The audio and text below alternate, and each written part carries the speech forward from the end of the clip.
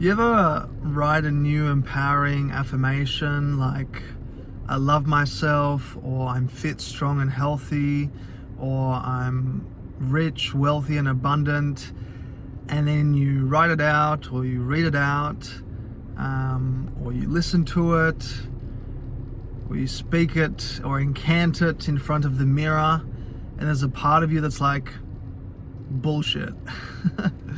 Because I have, like, multiple times. And in fact, like, I made the mistake of introducing affirmations in my personal development journey at a time where they weren't really working. And let me explain why.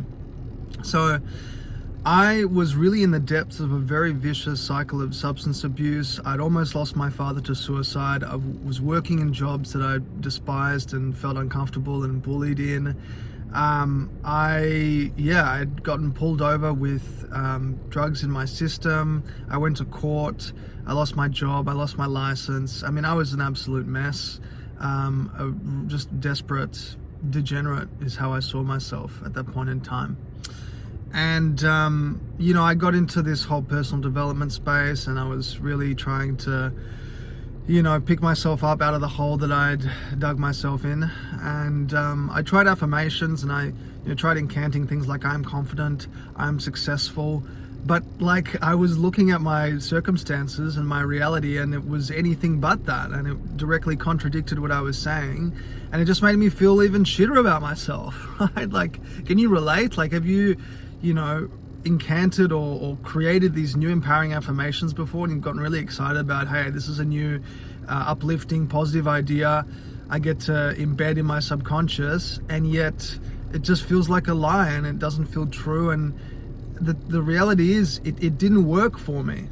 It didn't work for me because I still had so many limiting beliefs, so many negative programs, so much childhood trauma that I had inherited and lived with for decades, that, like, if you can imagine, your subconscious mind, which is responsible for 96 to 98% of your results, perception, and behavior, which is another way of saying that if you want to really influence your behavior, you want to influence your subconscious mind.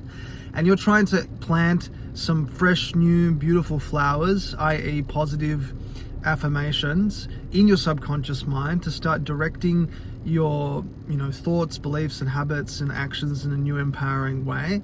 And yet when you do so, you still are carrying so much, so many weeds and so many, like rotten plants in your garden, which, for me were, like I mentioned before, limiting beliefs, like thinking I'm not good enough, thinking that there's something wrong with me, thinking that I'm never going to be successful, believing that I'm a failure, believing that bad shit always happens to me, negative programs like a scarcity mindset and,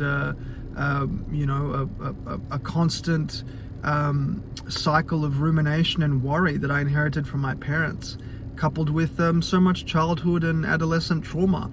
So like, I was trying to, embed these new empowering ideas, and yet like they were just getting suffocated and drowned out by all of these negative limiting paradigms and rotten plants, like I was saying before. So the point of this video is really to reassure you that if you're trying affirmations and they're not working for you, you're not alone, right? First and foremost, like it's super common. One of the many things that helped me clear my garden, so to speak, so that I could effectively influence my subconscious mind with new empowering affirmations, were introducing things like the letting go technique, pioneered by David Hawkins, who wrote a fantastic book called Letting Go. A lot of Carl Jung's work in making the unconscious mind conscious through shadow work, doing self-inquiry through work like Byron Katie. All of these different like methods and techniques and strategies I've like really felt inspired by and have hugely benefited from, and have kind of amalgamated into my own unique methodology that I share with my clients. But those are just a handful of ways in which you can start the process of just pulling out these weeds and like getting these rotten plants out of your subconscious mind, because understanding that, they shape the lens through which you view the world. They are directing your actions and behavior. So you can incant, I'm rich, I'm wealthy, I'm fit, strong, healthy, I'm, confident, I can achieve whatever I want. But if you're held back by these negative programs, by these limiting paradigms and beliefs about yourself, about your worth, about relationships, about business, about money, about the world, if you're held back by these ideas that have been firmly ingrained and rooted in your subconscious mind for years, maybe even decades, you can incant and affirm till the cows come home, but nothing is going to change. So we really want to get into a habit and a practice of clearing and cleaning and doing some general housekeeping of the subconscious mind to be able to make space and really create fertile ground for these affirmations to take root in and to start flourishing and influencing your behavior.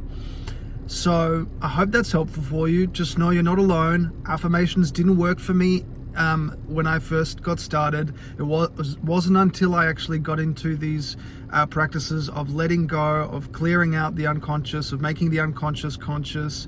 Definitely look into Carl Jung's work, shadow work, self-inquiry from Byron Katie, David Hawkins. They all talk about this letting go of things that don't serve us so that we can make space and make way for things that do serve us. So that's really what I'm talking about here today. And there's nothing wrong with you. You're not broken. You don't suck at personal growth, right? These are a lot of the narratives and the ideas that came up for me when I was going through this process and thinking, God, how come it's working for some people but not for me? Just know you are not alone, okay? And this is merely a practice and a process of making space for the good that you desire, as Bob Proctor would put it. And I hope this serves you as this realization has served me on my journey. I love you very, very much, and I hope you have a really beautiful day or night ahead. Ciao.